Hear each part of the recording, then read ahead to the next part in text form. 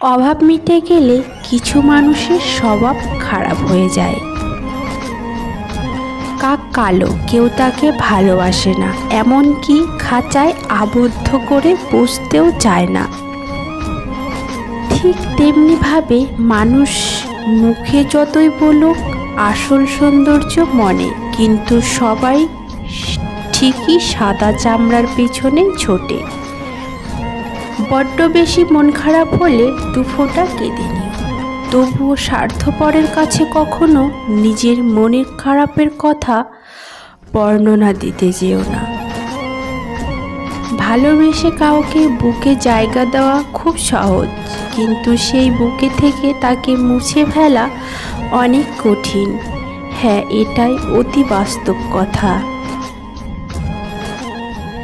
কোনো মানুষকে ছেড়ে থাকা অনেক কষ্টের, কিন্তু তার চেয়েও অনেক অনেক গুণ বেশি কষ্ট হলো সে আসবে না জেনেও তার জন্য অপেক্ষা করা। প্রতিটা ভুল মানুষকে একটি করে শিক্ষা দেয়, আর প্রতিটা শিক্ষা একজন ব্যক্তিকে পরিবর্তন করে দেয়। অভিমান বেশি সময় বাঁচিয়ে রাখতে নেই। বহু বছর পর অভিমান ভাঙলে গিয়ে দেখবে যার সাথে অভিমান সে আর নেই, হয়তো দূরে কোথাও হারিয়ে গেছে, আর তখন সরি বলার সুযোগটুকুও হারিয়ে যাবে চিরকালের জন্য। লোকে বলে বেটে লোক খুব ইন্টেলিজেন্ট হয়, যত লম্বা হয় বুদ্ধি তত কমতে থাকে। নিজের কাছে নিজের সৎ থাকার মতো আনন্দ আর মানসিক শান্তি দ্বিতীয় কিছু নেই।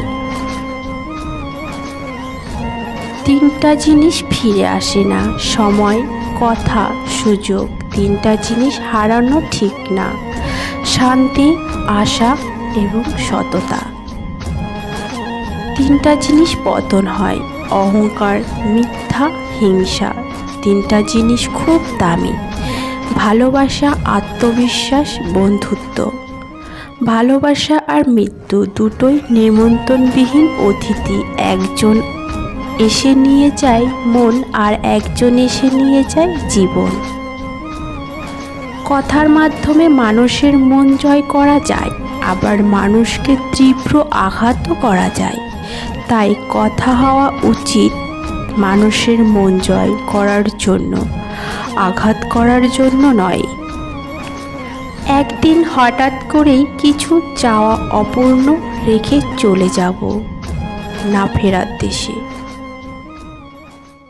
পৃথিবীতে দুই ধরনের কষ্ট আছে, একটা আপনাকে কষ্ট দেবে, অন্যটি আপনাকে বদলে দেবে ঠিক সময় মতো।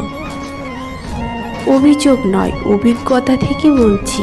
সৎ মানুষগুলোর চেয়ে অসৎ মানুষগুলো এ দুনিয়ায় বড্ড বেশি সুখী হলেও কেউ শান্তিতে নেই। কারণটা আজ আমিও জানি না কেন এরকম নীতির খেলা।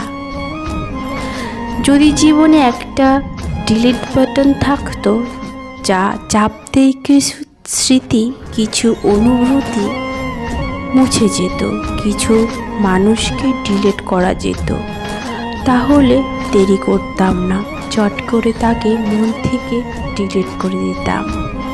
মানুষ নিজেকে যত বেশি চিনতে থাকে, ভিড় থেকে তত বেশি দূরে সরে যায়।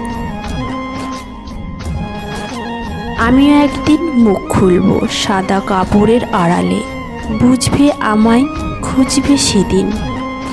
কাকে তুমি হারালে, বুঝলে প্রিয়? সবাই আমাকে পছন্দ করবে, এটা আত্মবিশ্বাস নয়। কেউ পছন্দ না করলেও আমি এমন থাকবো, এটাই আমার আত্মবিশ্বাস। মন খুলে মনের কথা বলার আগে একটু ভেবো, কথাগুলো যাদেরকে বলছো তারা কি ভালোবাসলে এই কথাগুলোর মর্যাদা রাখতে পারবে? ভিডিওটি ভালো লাগলে অবশ্যই একটি লাইক, কমেন্ট ও শেয়ার করে দিও। ধন্যবাদ।